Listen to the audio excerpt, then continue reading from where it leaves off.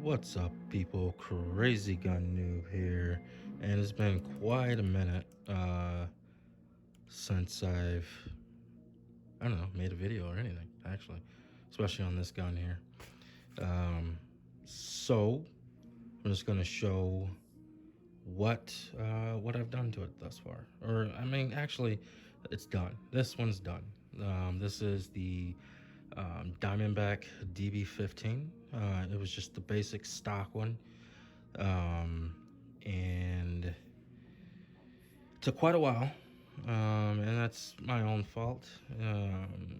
You know, you buy pieces when you can, how you can, right? So, like I said, it's the DB15 by Diamondback.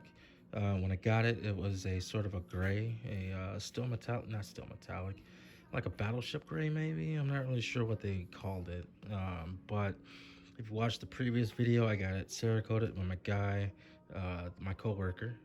He has a Cerakoting business. So got that Cerakoted. They call this Coyote Tan, M18 or M17 Coyote to be exact. And we went through a couple of different variations of it. When he first sprayed it, it was more of a matte. But I wanted more of a almost satin tan color. So we resprayed that, and then if you remember, I wanted a longer hand guard. So I got the longer hand guard, and I was like, wow, I wanted him to spray it, and then I was like, you know what? I think I'm just gonna keep it black. And I asked his input, and he was like, you know what? Why don't we just spray the barrel so that the tan is popping through from the back? And that's what he did. So you can see, obviously, he sprayed the barrel. Looks fucking awesome to me, I think. And so aside from the color change, what I did is I got the Strike Industries FDE. They call it FDE. It's more of a bronze, though, to be honest with you. It's more of a bronze foregrip there, but I think it's still fine on it. Then I also got the they call it a compensator. What do they call it? I don't know what they call it, but I mean, it's just it's a little bit smaller of a muzzle device than the one that comes stock on the DB. I don't think it's going to change anything. I just wanted it a little bit shorter, and it looks fine. I forgot who I got that from, who the manufacturers of that was, but it's definitely, it looks good on it, I think.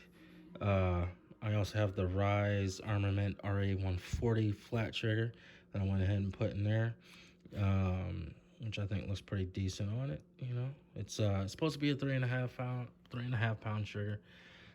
It definitely seems lighter than the stock trigger that came with it. And then I also went for the stock. I went with the Luth AR. I think it's an MBA 5. I want to say MBA 5 stock on it. You know, nothing really special about it. Just your basic stock. I mean, it's the stock buffer tube that came with the gun, so it's 6-way adjustable like most of them are. Not a big deal there. And then up here we've got the 3x magnifier from Vortex, and then the Vortex Strikefire 2, I want to say it is red dot, green dot, which works pretty well. I mean, I haven't shot it yet, but now that the gun's done, I definitely plan on shooting it. I was supposed to shoot it a while ago, but you know, things in life and such. So, I mean, you do what you can when you can, right? So yeah, with the handguard here, before they had a 12-inch on it, which I just don't care for. I don't like the barrel showing that much. I don't know. It's just an aesthetic thing for me. So it's a 16-inch barrel. So I went with the 15-inch handguard from Diamondback as well, which was a little bit of a problem for me. Also, I had bought another 15-inch handguard from Diamondback, not knowing that it was for the AR-10 and not the AR-15. So now I have a 15-inch handguard that is actually, I gave it to my coworker to Cerakote in the Coyote, which he did, and I got it back, and I was like, oh shit, the barrel nuts are way too big. It will not work on this gun because it's for a 308. So now that I have the handguard, and now that this one's done, I guess I'm gonna building an AR-10. You know, that's a happy accident, I guess. So, you know, it's fine. Like I said, 15-inch Diamondback barrel, or I'm sorry, handguard. I did go ahead and throw on the Strike Industries rail, just a little, what is it, 5 rail, 6 rail? It's 6 rail. Strike Industries 6 rail, and that's where I'm gonna mount my light. The only thing that I don't have yet for the gun is the light, only because I'm not sure how I want to go. I don't know if I'm gonna get the one with the pressure pad or just a normal one. Like, I mounted my old Olight from my M18 on here, and it works. It's fine, but I don't. It sort of feels clunky. So I'm probably gonna get one with the pressure pad, just because it's gonna be a little bit better. And then to break up all this black, I'm gonna get the tan or the FDE Picatinny rail, or I guess they call them light covers or whatever. You know, those little polymer or plastic covers that you can put on there just to break it up, just so that I can sort of match a little bit more. I know I'm matchy and shit, but you know, that's I mean, if you're gonna build something, make it look good, right? I mean, so you know, and yeah, I put this little stupid ass Punisher sticker on here, but I mean, I think the gun has come out pretty well. You know, oh, and of course I put the QD mounts on them. Yeah, man, I mean, it took a while to get it done. Just because you get what you can afford when you can afford it, you know what I mean? Like, the shit's, I mean, it's cheap, but it's still not cheap. So, you know, it is what it is. But the gun's done, and so I'm gonna be moving on to the next one. Hopefully I'll shoot this one before I move on to the next one. But as it stands, I fucking love the way it looks. I'm not gonna lie. I think that's fucking gorgeous. It's gorgeous as shit to me, and it matches. And I just wanted to bring this out because I got I got one of these little cases from work, and I was like, you know what? I'm gonna throw the handgun in there and make it look all bossy shit, right? So this is what I did with this case. Look at that. That, to me, that's the EDC. That's the everyday carry. You know, the gun, not necessarily the light, because in my EDC holster, I mean, I do have a holster that will let me carry the light, but like I said before, the light, like I said, the flashlight works, but the laser doesn't, and I don't need the laser, but you know, so yeah, that just stays there. But other than that, this is the EDC. You know, you got the LA police gear, little cheapy knife, but I mean, it's sharp as shit. It'll still stab a motherfucker, right? That's all you need, right? So I got the police gear, LA police gear knife, got the 21 rounder, and then the 17 rounder, plus one in the chamber. That's my EDC. So, you know, I love it, dude. You know, that, and again, that's the SIG M18, P320, whatever you want to call it. But yeah, I just wanted to put something out because, you know, look at me trying to fucking push that dish down. Anyway, I just wanted to put something out because it's been a while. And I know the last video I said I was going to show you the stock when I got it, and I never did that. You know, life, man.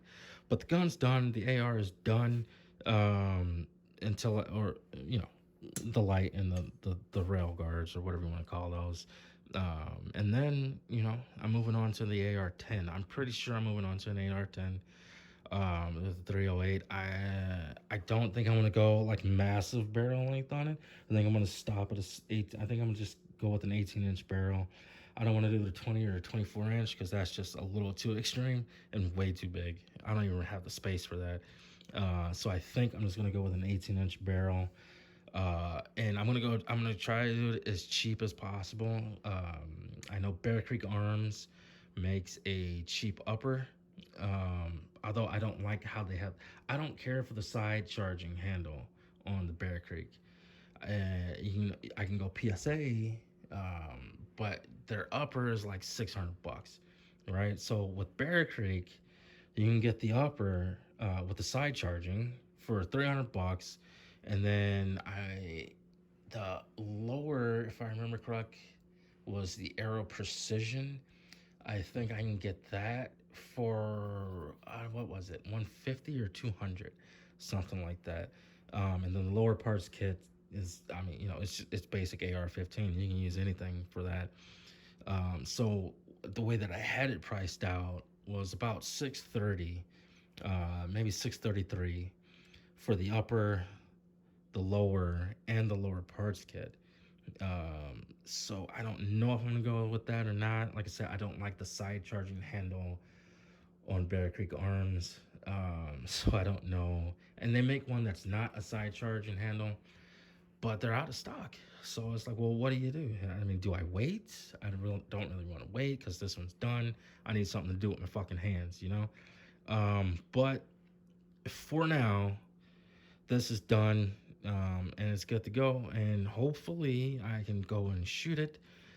I haven't shot it simply, I mean, like I said, there's been a bunch of different iterations of the gun. I could have shot it, but I just don't want to yet until it was done. And now it's done. And I could probably go shoot it. But at my range that I go to, they don't allow phones. They don't allow phones at all. So I can't record. I mean, maybe I could sneak in like a little fucking pen camera or something, but that's just stupid. So until I can either go to my guy's range on his property, I probably won't have any footage shooting, which is unfortunate. But I just wanted to put this out, show everybody where I was. The gun's done, and that's another one down. And up next, I'm pretty sure is going to be the AR-10. So thanks for watching, and as always, happy shooting.